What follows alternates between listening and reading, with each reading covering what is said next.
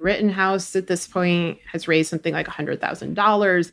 We've seen similar things in cases where officers have murdered an unarmed Black teenager or Black man. This happened with Darren Wilson and Michael Brown.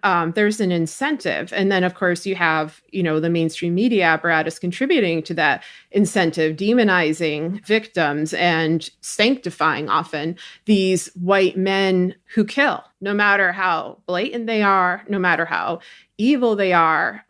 I used to think the way to change that is you change the industry. But honestly, I feel like the industry is so deeply broken, so deeply immoral, that the thing to do is back independent media. It's pack up your bags and leave and start your own thing. And I've seen a lot of journalists doing this.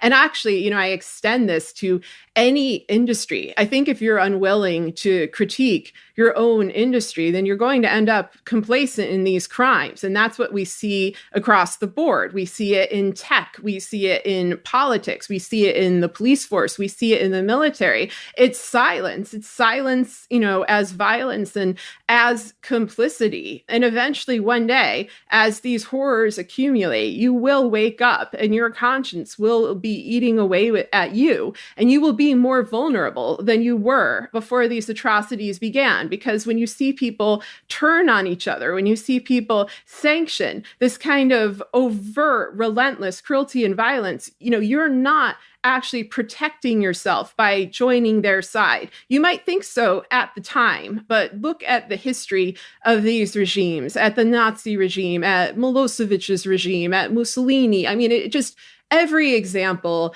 ends in collapse, ends in mass violence, ends badly for nearly everyone, except for a few profiteers.